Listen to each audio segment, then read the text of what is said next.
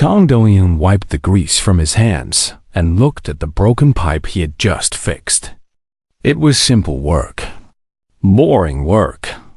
But it paid well, and living on a space station meant he could not be too picky about his job. The station was called Horizon's Edge.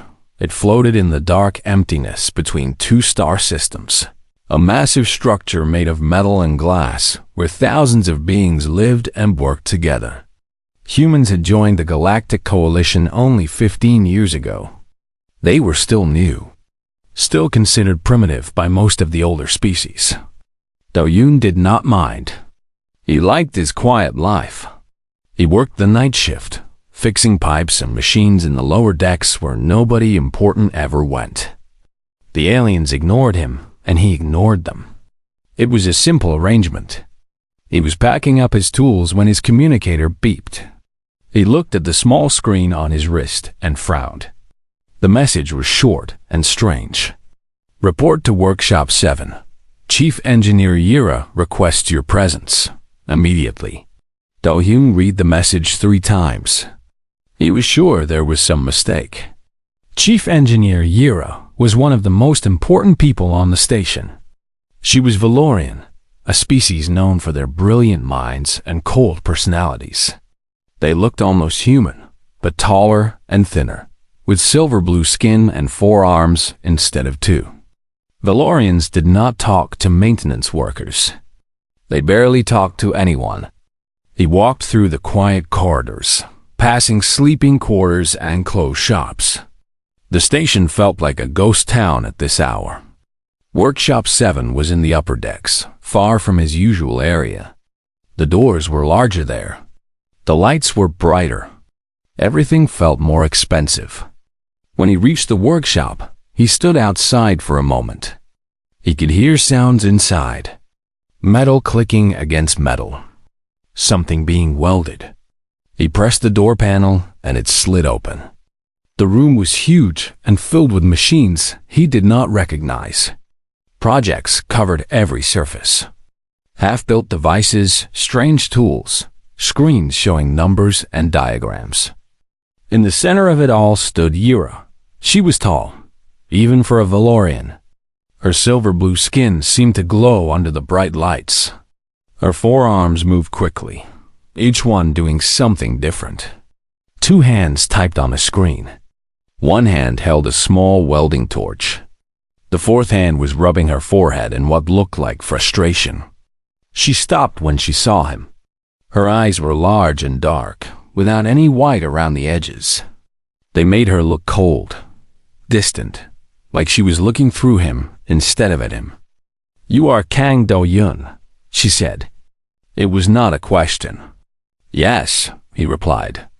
"You asked for me?" "I did." She put down her tools and faced him fully. All 4 of her hands folded together in front of her body. "I have been informed by the station medical officer that my work performance is suffering. They say I'm experiencing something called burnout. They have recommended that I find recreational companionship to improve my mental state." Do-hyun blinked. He was not sure what to say to that. "I have selected you," Yura continued. "Me?" Do-hyun looked around the room, half expecting someone else to step out. "Why me?" "Several reasons." Yura lifted 1 hand and began counting on her long fingers. "First, humans are reportedly skilled at meaningless conversation. This is considered relaxing by some species. Second, you repaired my atmospheric regulator last cycle. You did so quickly and without filing the standard 17 forms. This suggests you are efficient and do not waste time on unnecessary procedures." "I just fixed a broken fan," Do-hyun said slowly. "Yes, and you did it well." Yura tilted her head slightly. "Third, I observed you eating alone in the cafeteria on multiple occasions. You appear to have no significant social connections. This means scheduling our sessions will not create conflicts." Do-hyun was not sure if he should feel insulted or impressed by her research. "So you want me to talk to you?" he asked. "Yes, The medical officer suggested activities such as conversation, shared meals, and observing entertainment together. I do not understand the purpose of these activities, but I am willing to attempt them if it improves my efficiency. Do-hyun looked at her carefully. Behind her cold words and flat voice, he could see something else. Her shoulders were tight. Her movements were too quick and sharp. Dark circles sat beneath her large eyes. She looked exhausted. Maybe even lonely, if Valorians could feel such things. "Okay," he said. Yura's eyes widened slightly. It was the first emotion he had seen from her. "You agree?" "Sure. When do we start?" "Now." She gestured to a small seating area in the corner of her workshop. 2 chairs sat facing a window that looked out into space. Stars filled the darkness like scattered diamonds. Do-hyun sat down in one chair. The material was soft and adjusted to his body automatically. Yura sat in the other chair. She sat very straight, her hands placed precisely on her knees. For a long moment, neither of them spoke. "So," Yura said finally, "begin." "Begin what?" "The relaxation. The meaningless conversation." She looked at him with complete seriousness. "I have set a timer for 30 minutes. Please begin the unwinding protocols." Do-hyun stared at her.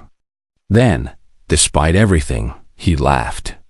Yura's expression did not change. Was that humorous? "I do not understand why."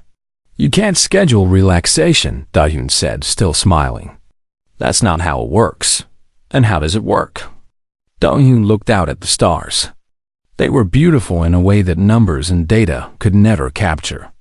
He had grown up on Earth, in a small city called Bizen, where the ocean met the sky. He remembered watching sunsets with his grandmother when he was young. She never set timers. She never had protocols. "You just let it happen," he said. "You stop thinking about work. You stop counting minutes. You just exist for a while." Yura was quiet. He could feel her watching him. "That sounds inefficient," she said finally. "Maybe, but that's the point." Another silence fell between them.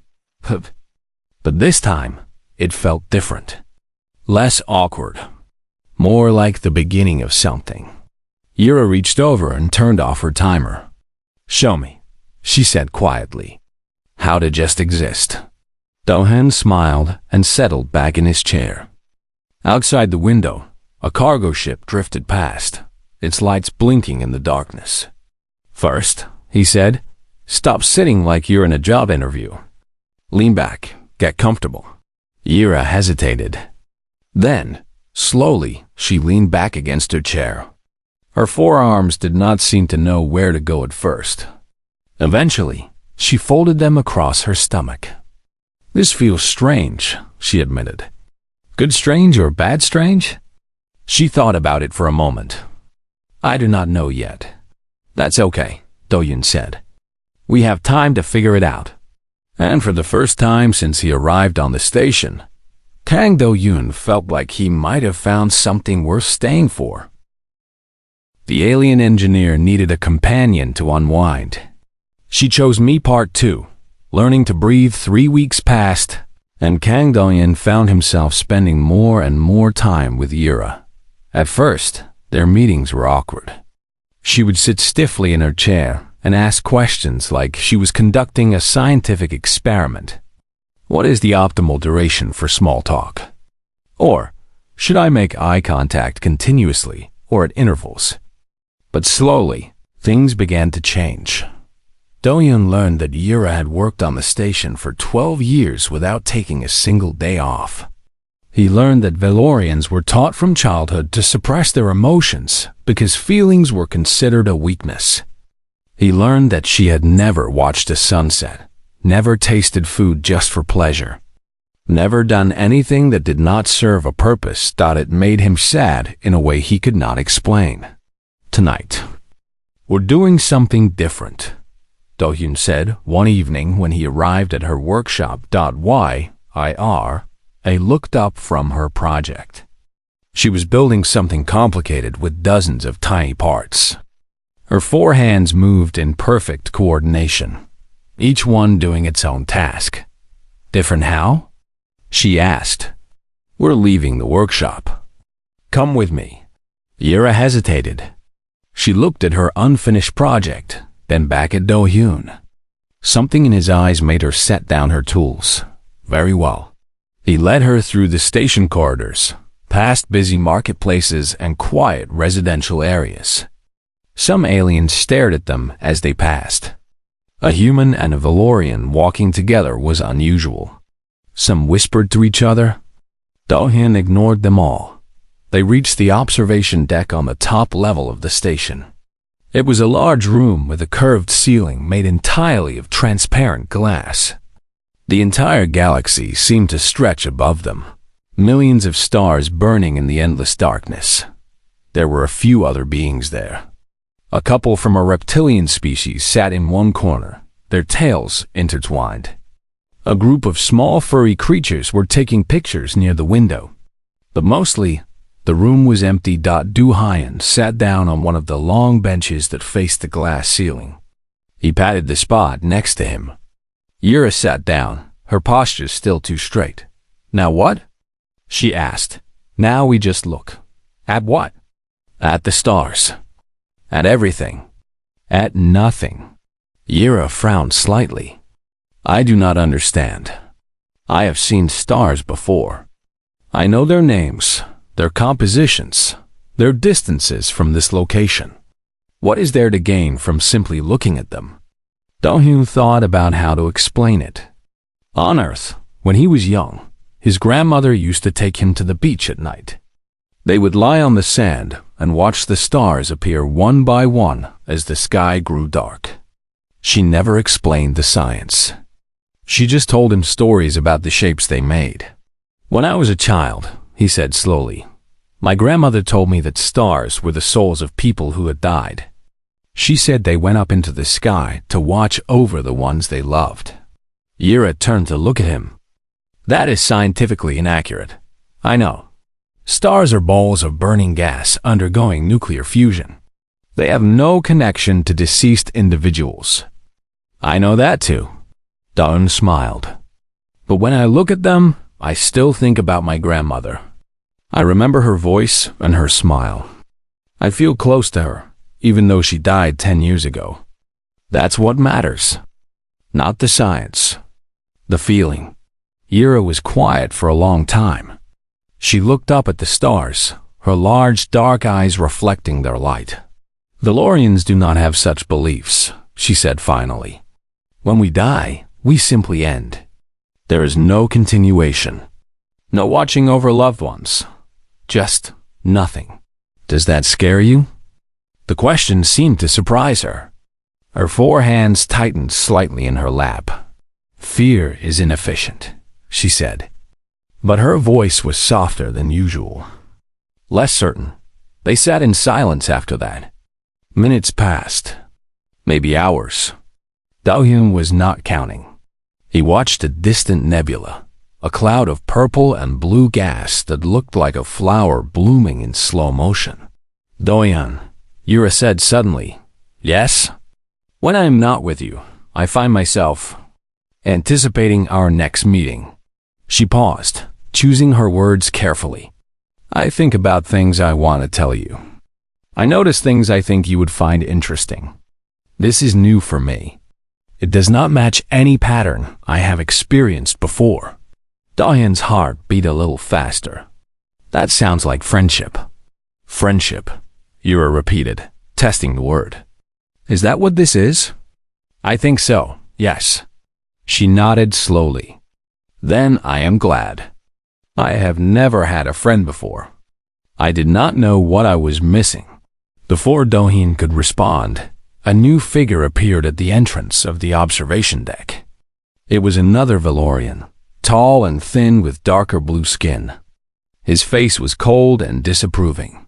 Yura, the newcomer said sharply. I have been searching for you. Why are you here? With a human? Yura stood up. Her posture changed immediately. becoming stiff and formal. "Senior Engineer Talek," she said. "I was engaging in recreational activity as recommended by the medical officer." Talek looked at Do-hyun with obvious disgust. "There are appropriate companions for such activities. This is not one of them. Humans are primitive, emotional. Being seen with one damages your reputation and the reputation of our entire department." Do-hyun felt his face grow hot with anger, but he stayed silent. He knew starting a fight would only make things worse for Yura. "I will consider your feedback," Yura said flatly. Talek stared at her for a long moment.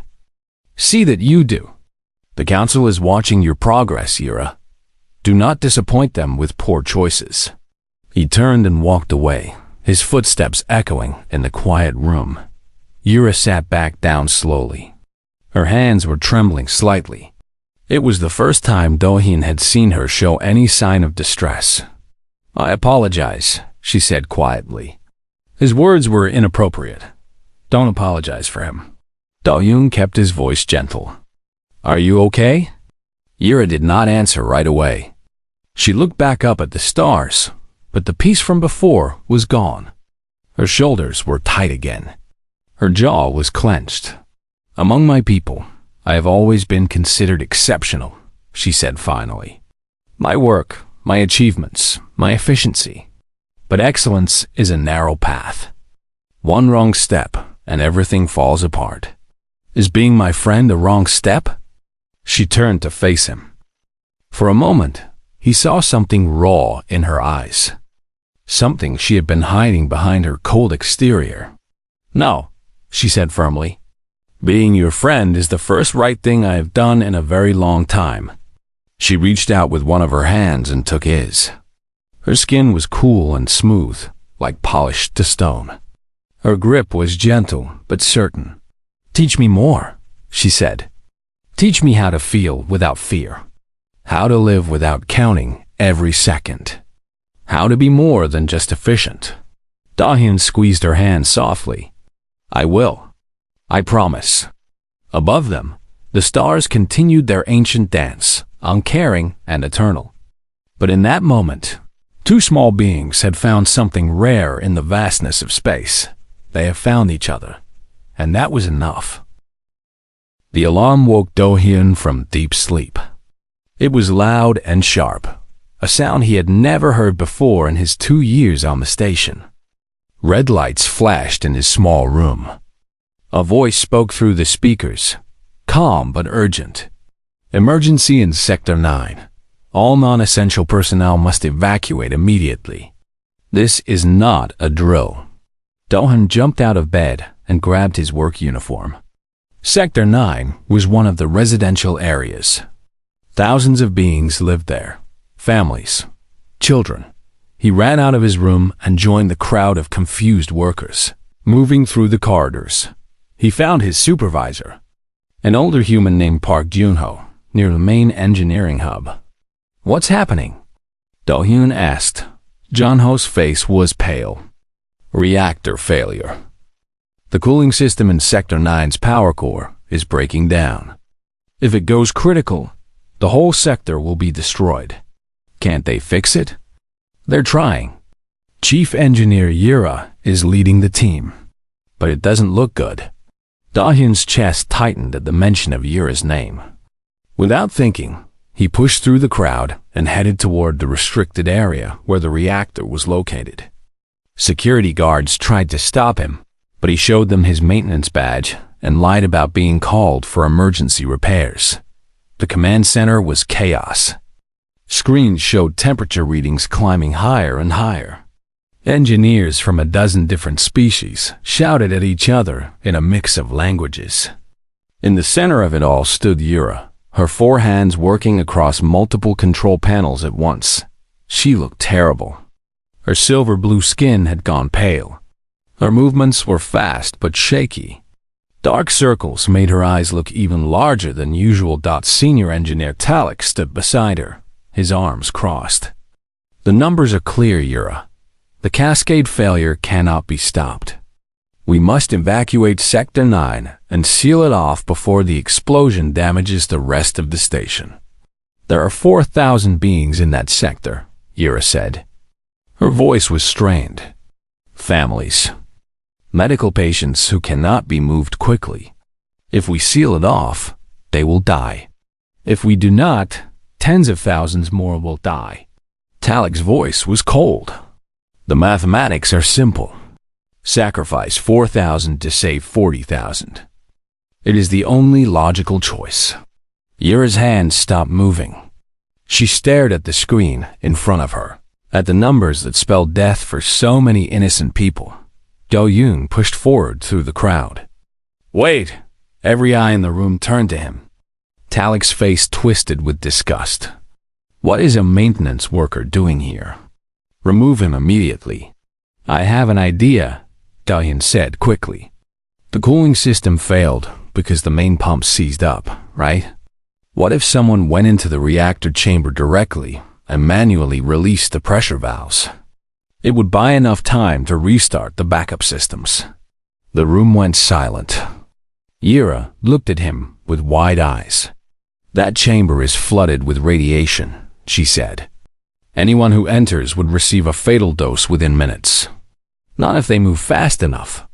Do-yoon stepped forward. I know those systems. I've repaired similar ones in the lower decks. If you guide me through the layout, I can do it.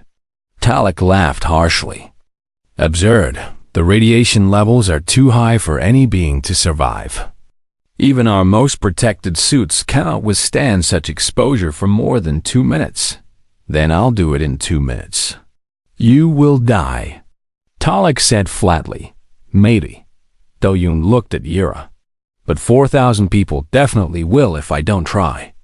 The room erupted in arguments. Some engineers called him crazy. Others said it might work. Talik demanded that security remove him. But Ira raised one of her hands, and the room fell silent. The human is correct, she said quietly. His plan has a 14% chance of success.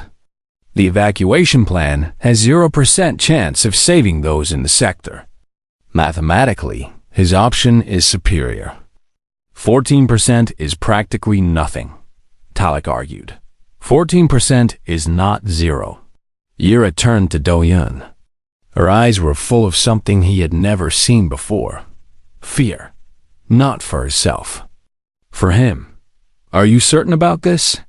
Do-yoon thought about his grandmother. She used to say that courage was not the absence of fear. It was choosing to act despite being afraid.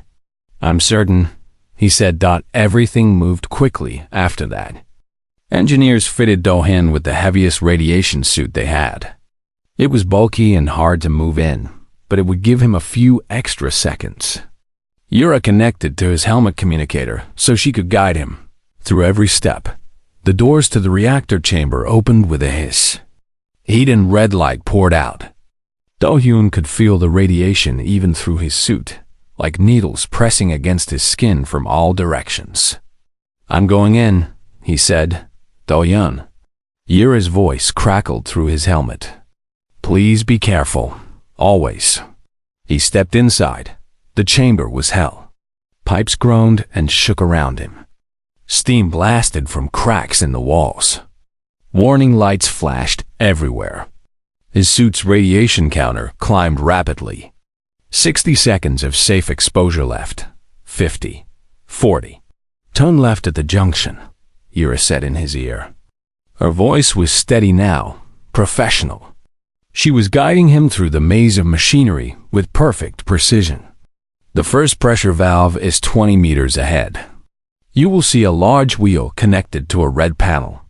Do-yoon found it and grabbed the wheel with both hands. It was stuck. He pulled harder, feeling his muscles burn. 30 seconds left. It won't move. The heat has warped the metal. You need to hit the release mechanism at the base. Strike it hard. He kicked the mechanism with all his strength. Once. Twice. On the third kick, something cracked. The wheel spun free. He turned it rapidly, and steam exploded from the valve with a deafening roar.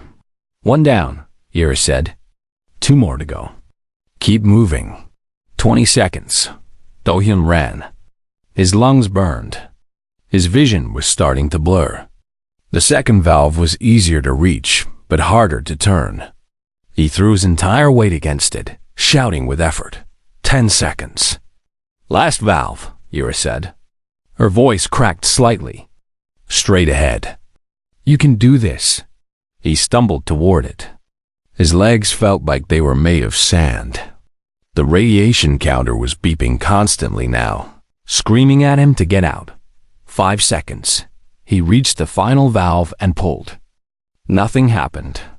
His arms had no strength left. He was going to fail. 4,000 people were going to die because he was not strong enough. "Do-hyun!" Yura's voice broke through his despair. "You told me that humans fight for lives. That you don't just calculate. Prove it. Fight." Something woke up inside him. A fire that had nothing to do with courage or logic. It was pure, stubborn human will. The refusal to give up, even when everything said he should. He screamed and pulled with everything he had. Left out, the valve turned. Alarms changed from warning to stable. The temperature readings began to drop. Cheers erupted from the command center, audible even through his helmet. "You did it," Yura said. There were tears in her voice. "Do-hyun, you did it." He tried to answer, but the world was spinning. The ground rose up to meet him. The last thing he heard was Yura shouting his name. Then everything went dark. Do-hyun opened his eyes slowly. The ceiling above him was white and unfamiliar. Soft beeping sounds came from machines beside his bed. His entire body ached like he had been hit by a transport ship. "You are awake." He turned his head and saw Yura sitting in a chair next to his bed. She looked exhausted. Her silver blue skin was dull, and her eyes were red around the edges. But when she saw him looking at her, something like relief washed over her face. "How long?" His voice was rough and dry. 3 days. Yura reached for a glass of water and helped him drink. "The radiation damaged many of your internal systems. The doctors were not certain you would survive, but I did." "Yes." Her voice was soft. "You did." Do-hyun noticed that 2 of her hands were holding one of his. He did not remember her taking his hand. He wondered how long she'd have been sitting there. "The people in Sector 9? He asked. "All safe. 4,217 beings survived because of what you did." Yura's grip tightened slightly. "The station commander has recommended you for the Coalition's Medal of Merit. You will be the first human to receive it." Do-hyun closed his eyes. He did not feel like a hero. He felt tired and small and lucky to be alive. Over the next few weeks, Do-hyun recovered slowly. The doctors were amazed by how quickly his body healed from the radiation damage. They said humans had remarkable survival abilities that other species lacked. Some scientists even wanted to study him. But the attention came with problems. News of his actions spread across the station and beyond. Reporters wanted interviews. Politicians wanted to shake his hand. Some aliens praised him as proof the humans deserved more respect in the Coalition. Others were angry. They said a human should not be celebrated more than the engineers who had designed the safety systems. They said he had just been lucky, not brave. Do-hyun hated all of it. He had never wanted to be famous. He just wanted to go back to fixing pipes in the lower decks where nobody noticed him. Yura faced even worse problems. The Valorian Council summoned her to a formal hearing. They accused her of emotional contamination. They said her judgment had been compromised by spending too much time with a human. They demanded that she end all contact with Do-hyun and undergo psychological treatment to restore her proper Valorian mindset. Yura refused. "You are making a serious mistake," the head of the council said. He was an ancient Valorian with skin so pale it was almost white. Emotions are a disease. They cloud judgment and lead to inefficiency. This human has infected you with his primitive feelings. Yura stood before them alone, her 4 hands clasped behind her back. She showed no fear. With respect, honored council member, I disagree, she said. What humans call emotions are not a disease. They are tools. Different tools than the ones we use, but valuable nonetheless. Tools? The council member's voice dripped with contempt. Fear, love, hope. These things serve no purpose except to create weakness. Then explain why a weak human did what none of our superior engineers could do. Yura's voice grew stronger. Kang Do-hyun entered a chamber that would have killed any of us. He succeeded not because of logic or calculation. He succeeded because he cared about the people he was trying to save. His emotions gave him strength we cannot measure or replicate. The council chamber went silent. Perhaps, Yura continued, we abandoned these tools too quickly. Perhaps in our pursuit of perfect efficiency, we lost something important.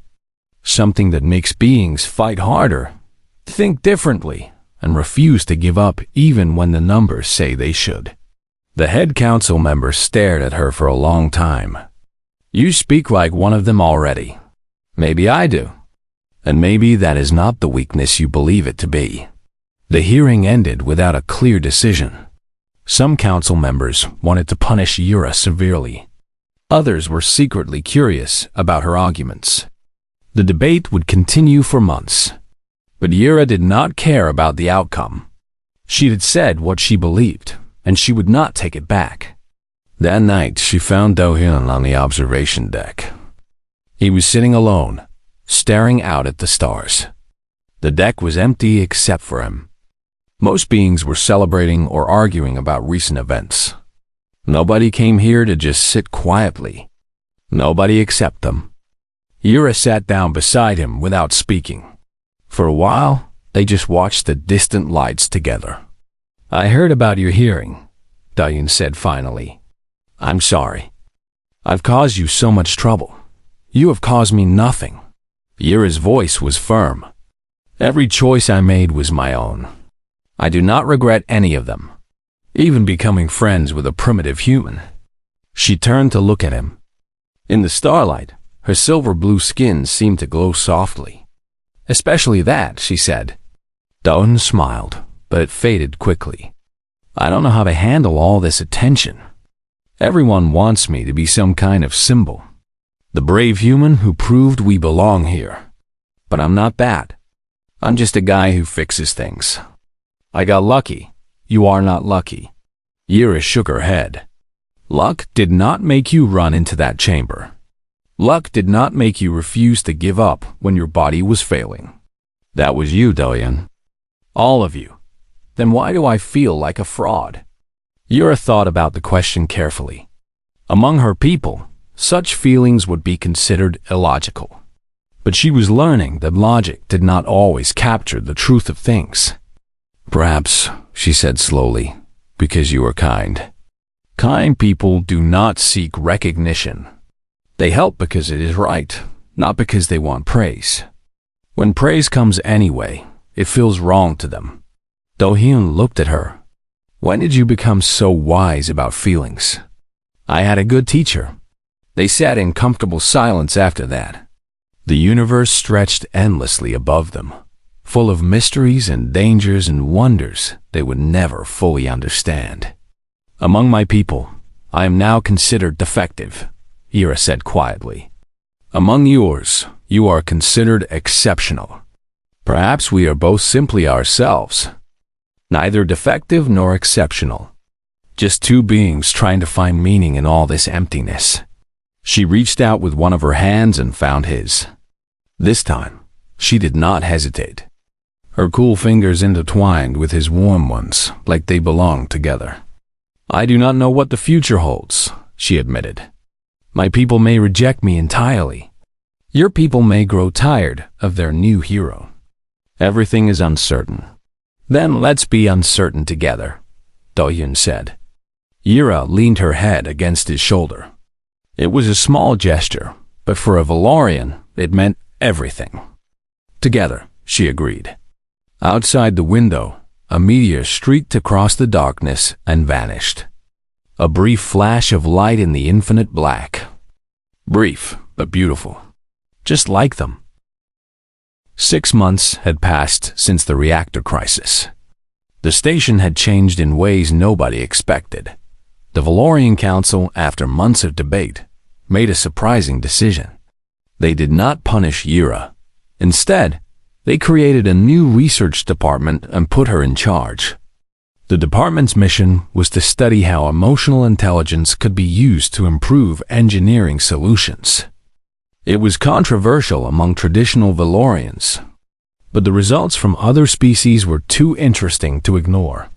Yira threw herself into the work with her usual intensity, but something was different now. She took breaks. She laughed during meetings. She asked her team members about their families and their dreams. Some of her Valorian colleagues thought she had lost her mind. Others secretly admired her courage. Dalian had changed too. The coalition promoted him to senior maintenance coordinator, a position that meant he worked directly with engineering teams from a dozen different species. He still felt uncomfortable with the attention, but he was learning to accept it. "You cannot fix pipes forever," Yura told him one day. "Your skills are wasted in the lower decks." "I liked the lower decks," Doyun complained. "Nobody bothered me there. And now you are bothered by beings who respect you and want to learn from you." Truly a terrible fate. He had no good response to that. Their relationship had grown stronger over the months, though neither of them had put a name to it. They ate meals together every day. They spent evenings on the observation deck, talking about everything and nothing. Sometimes they worked side by side in Yura's workshop, or building strange machines while he read old Earth novels. The other beings on the station had noticed. Rumors spread. Some thought it was sweet. Others thought it was inappropriate. A few thought it was impossible for a human and a Valorian to truly understand each other. Doyen did not care what anyone thought. For the first time in years, he felt like he belonged somewhere. One evening, he arrived at Yura's workshop to find her standing before a holographic display. She was looking at a detailed blueprint of a starship. Her 4 hands were clasped behind her back, a sign that she was deep in thought. "What's this?" Do-hyun asked. "A proposal," Yura said without turning around. "The coalition has approved a new initiative. Joint human-Valorian engineering teams working together on advanced projects. Ships, stations, technology that combines the best of both species. That's amazing." "Yes." She finally turned to face him. "They have asked me to lead the first team. The flagship project will be a new class of exploration vessel. Faster, stronger, and more efficient than anything either species could build alone." Do-hyun smiled broadly. "Yura, that's incredible. Congratulations. There is more." She walked toward him slowly. "I have been given permission to select my own team members. Engineers, scientists, technicians. Anyone I believe can contribute to the project. And I want you to join." Do-hyun blinked. "Me? I'm not a scientist. I just fix things. You understand systems in ways that our advanced models do not predict." Yura stopped in front of him. "You see connections that others miss. You solved the reactor crisis when our best engineers could not. That is not luck. That is a different kind of intelligence. One we need. I don't know, Yura. This sounds like something for people much smarter than me." Yura reached out and took his hands in 2 of hers. "When I first selected you, I believed I needed a companion to improve my efficiency. A tool to make me work better. I remember. You set a timer." A small smile crossed her face. "I was very foolish then. I did not understand what I was truly seeking. Not a tool. Not a method to increase productivity." Her grip tightened gently. "I was seeking connection, purpose, a reason to be more than just a machine that performs calculations. Do-hyun felt his heart beating faster. Yira, you taught me that efficiency is not the same as living, she continued. That existence has value beyond what can be measured. I do not wish to merely function anymore, Do-hyun. I wish to live, to feel, to build something meaningful. She paused, and her dark eyes met his. I wish to do all of this with you. The workshop was silent, except for the soft hum of machines. Outside the window, stars drifted past slowly, eternal and unchanging. I'm scared, Do-hyun admitted quietly. This is all so big. The project, us, everything. I'm scared too. Yira's voice was soft. But I have learned that courage is not the absence of fear. It is choosing to act despite being afraid. A human taught me that. Do-hyun laughed softly. I think I stole that from my grandmother. Then she was very wise. He looked at their joined hands. Her silver blue skin against his warm brown. So different. Yet somehow perfectly matched. Okay, he said. I'll join your team. I'll help build your impossible ship. I'll follow you to whatever corner of the galaxy you want to explore. You will? On one condition? Yira tilted her head. What condition? No more timers. No more scheduling our time together. We do this as partners. Equal partners. For a moment, Yira said nothing. Then she did something she had never done before. She stepped forward and wrapped all four of her arms around him in an embrace. Do-hyun froze in surprise. Then, slowly, he hugged her back.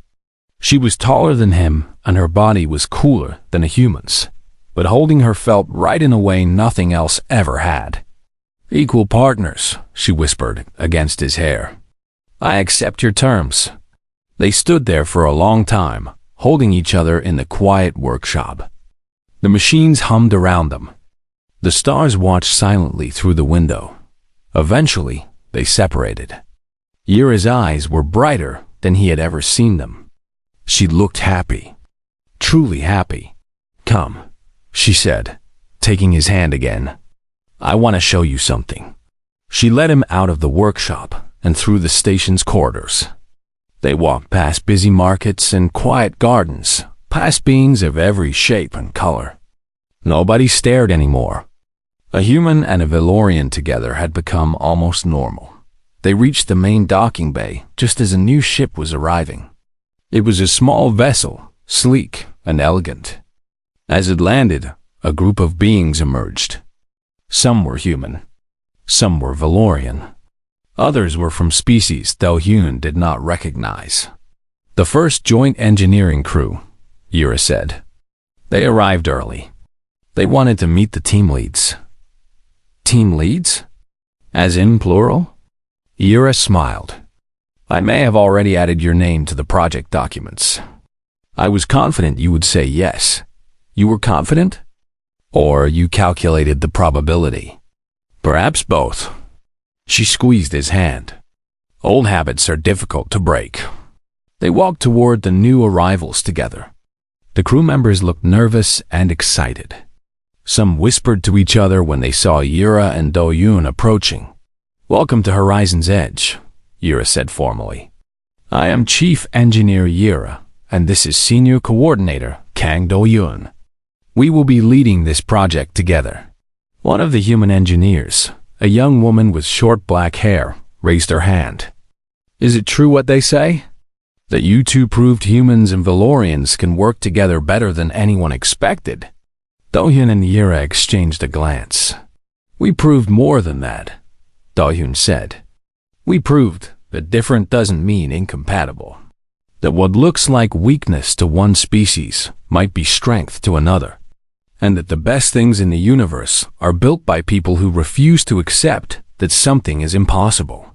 The crew members listened with wide eyes. Some nodded. Others smiled. Now, Yira added, let us show you to your quarters. We have much work to do, and I believe we should begin with a meal together. My partner insists that sharing food is essential for team building. Your partner? The young engineer asked. Yura looked at Dohyun. Something passed between them. A warmth that needed no words. My partner, she confirmed. Later that night, they returned to the observation deck. It had become their place. Their sanctuary in the endless vastness of space. They sat together on their usual bench, watching a distant nebula paint the darkness with colors no artist could capture. Yura rested her head on Do-Yoon's shoulder. His arm wrapped around her naturally, without thought. When I came to this station, Do-Yoon said quietly, I was just trying to survive. I never expected to find purpose. Or friendship.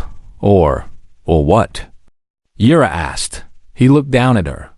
In the starlight, she was beautiful in a way that transcended species or logic. Or love, he finished. Yura lifted her head. Her dark eyes searched his face. Is that what this is? She asked. Love? I think so. At least, that's the only word humans have for it. My people do not have such a word. She paused. Perhaps they should. She reached up with one hand and touched his face gently. Her fingers traced the line of his jaw, learning him like she would learn a new equation. I do not know if I am capable of love as humans define it, she admitted. But I know that when I am with you, I feel complete. I know that your happiness matters more to me than my own efficiency. I know that I cannot imagine my future without you in it. That sounds like love to me, Do-Hyun said softly. Yura smiled. It was small and uncertain, but it was real. Then perhaps I am learning, she said. They sat together in comfortable silence as the universe turned slowly around them. New ships arrived and departed. New beings came and went. Life continued its endless dance across the stars. But for Do-Hyun and Yura, this moment was everything. Sometimes. The best engineering was not about building machines or solving equations. Sometimes it was about building bridges between hearts that should never have connected. And sometimes, against all probability,